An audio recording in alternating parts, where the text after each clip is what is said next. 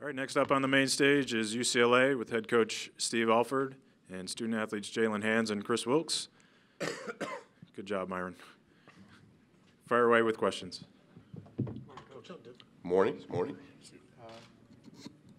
Bobby Early was just up here. Did you alter the way you did your non-conference schedule this season based on the fact that they got in largely based on the strength of their non-conference schedule last year? No, our schedule, I've liked how we've scheduled, and we couldn't change it a whole lot, Ben. We already had finishing a home and home with Cincinnati, and then we're in that Champions Classic every year with Ohio State, Carolina, and Kentucky, and then we're always in an exempt tournament, and this year's exempt tournament's in Vegas with Michigan State, Texas, and Carolina.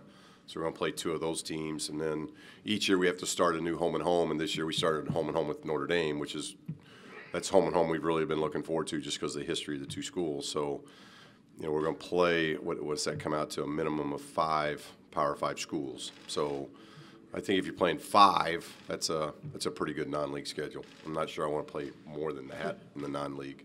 How relieved are you that both Chris and Jalen are here today? Because obviously they both could have left on the end. Yeah, it's not so much relieved because it truly is in the spring.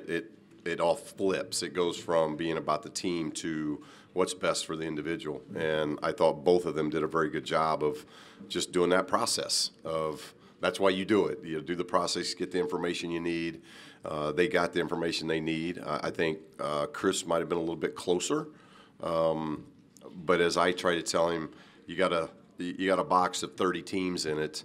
If you're going to put your name in and stay in, you'd like to at least have half of that box where there's some guarantees because you're never going to be able to predict draft night. And if you only got 1 or 2 teams that are interested and then somebody drops in the draft and they take that person that they didn't think was going to be there, then you're going to be out of luck that way. So I thought he did a really good job of just kind of taking all the information in, and they both, then when they announced coming back, I thought both of them had a really good summer of the information that they got, they put to use in their workouts. They've both gained weight. They've gotten stronger. Defensively, they've got a different mindset. So it ends up, when they come back, it helps us as college coaches because it's another voice that maybe what they've been being told, they hear that now from the highest level. What do you envision each of their roles with this team? Well, obviously, Tiger, that was a huge loss here early in the season because we thought that with Tiger we could obviously have Jalen on the ball and then take him off the ball. And now probably what you'll see our team look a little bit more like, we'll still get him off the ball, whether that's with Chris Smith or others, but Jalen will probably take on the look more of an Aaron Holiday of a year ago where he's initiating a lot of our offense, throwing the ball ahead, entering the offense, those type of things as our primary ball handler. But I think he's still going to be one of our better scorers because he shoots the ball, he scores it well. Chris, I think, has a chance to be one of the top scorers in this league and one of the, I think that when you look across the country and you start looking at the next year's draft, I think both of these guys are potential first-round picks, and I think Chris has a chance to he was on the cusp this year, and I think going into this draft, he could be a lottery pick. So I think both these guys are key parts to what we're doing, obviously. But their leadership's going to be huge for us because we are tall, we're long. I think we're as athletic as we've been. Hopefully we keep our depth. We've lost a little bit of our depth with injuries. But we've still got 8 guys that have not played a second of college basketball. So these 2 guys are going to be instrumental in our leadership of helping these young guys understand what it's like to play. Is there any doubt about Sharif's long-term health? No, well, He'll be back, and career, I mean. Yeah, he'll absolutely be back. Obviously any kind of surgery is, that's always something you're always concerned about. But everything he's been told, everything we've been told, the long term is very, very good for him. So this was something that basically birth defect and something, fortunately, that was found. And Sharif's done a tremendous job of giving an awful lot of thanks to our trainer, our doctors, our medical staff. It was something that definitely needed to be found and was found, and now it can be corrected through surgery. And he should be full goal, once all that rehab is over. There's not a timeline yet of when it's all going to happen, but it is something he should recover from. Is there a date for the surgery? Not yet, no. Steve, what was your reaction to Brian Bowen Sr. being asked about whether UCLA was involved in any sort of a payment through Mean Streets coach?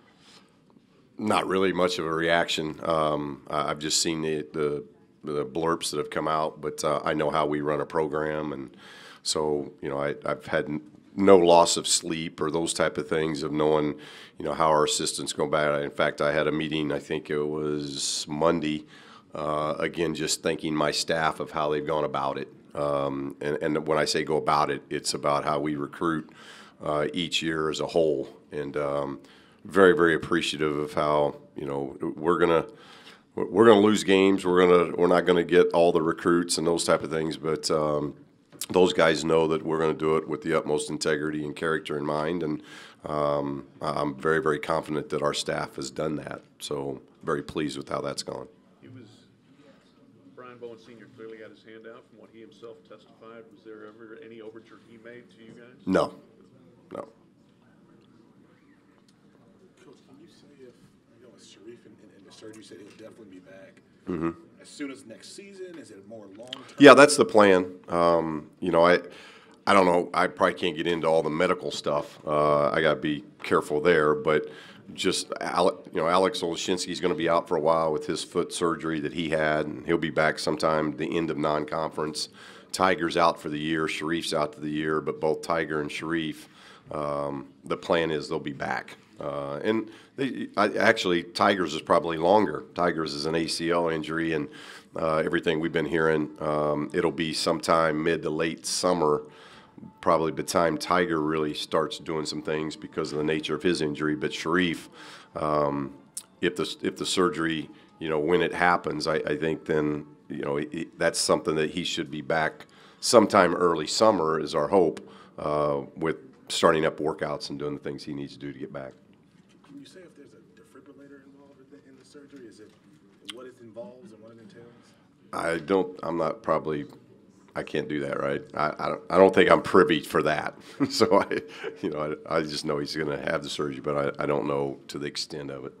With those two guys out, how do you envision the rotation? That's a good question because we're kind of going through a lot of that now. Because we've had some minor injuries as well. Cody Riley and Chris Wilkes has been out a week. He's supposed to be back this weekend. So it's just been a really tough first 2 weeks of practices for whatever reason. I hope that once we get all those guys back, we were looking at probably, it's the first time I think in a long time we've had 13 on scholarship. And we were talking about that we really had through our summer workouts, probably looking at 13 guys and trying to figure out, one, how do we play that many, or who's going to get the lesser of that? And now, you've got Tiger and Sharif immediately dropped that to 11, and Alex Olszynski's going to be out a while. So, I still think the 10 guys that are actively practicing and going through things, our plan is those guys are going to get minutes. What's Riley's injury?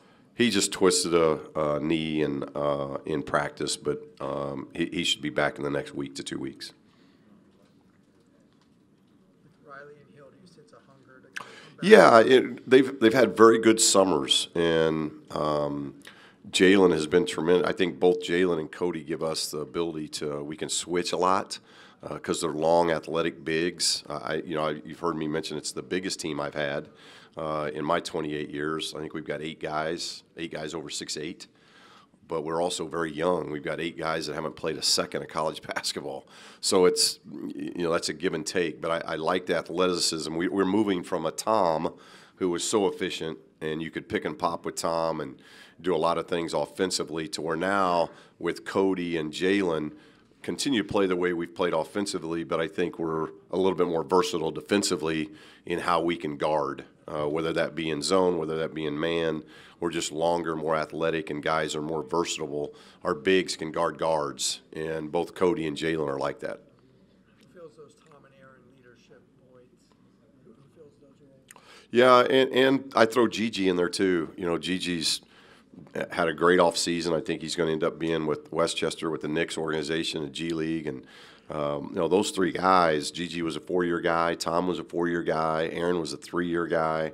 So they'd been through the wars of college basketball and just experienced guys that they knew what road trips were. They knew what the magnitude of home games, like the back-to-back of a home game. I think so many young players, get to that mindset, well, home games you just win. And you win that Thursday game, and then all of a sudden Saturday you lose.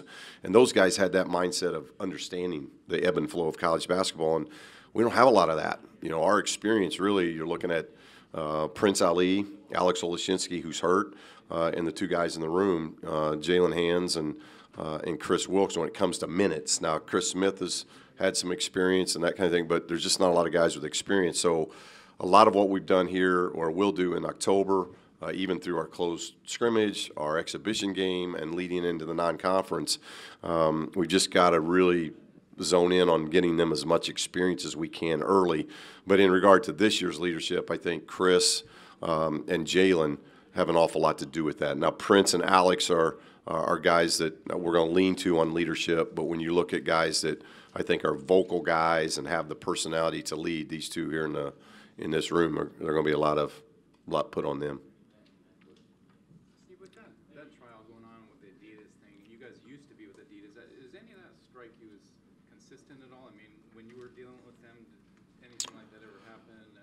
No, I've not dealt with, but I was with Nike almost my entire career, all the way through New Mexico, and then I was with Adidas for my first 4 years at UCLA, and now the last 2 years with Under Armour. So, I've now hit. And then when I was at Indiana, we were Adidas, and when I played in the league, I was Converse. So I've hit all the shoe companies. But as far as the trial and things like that, I don't have any comment on it. It's all of the whole thing's unfortunate to our game, and we just hope that we can get some closure and move forward, and our game becomes better because of it. But as far as my dealings and stuff with all the shoe companies I've been involved with, it's everything has been very, very good. Is it possible that as some of the testimony saying that some of this is happening even behind coaches' backs? A company's trying to get a player for a certain coach on a certain team, and the coach doesn't even know. Is that possible? Yeah, I guess anything's possible. I mean, I don't. That's a hard question because it's kind of hypothetical from my standpoint. All I can speak is for us and for me, and to my absolute knowledge of our program, and not just program at UCLA, but over my tenure that I've had at each of my stops. None of that has happened to my knowledge.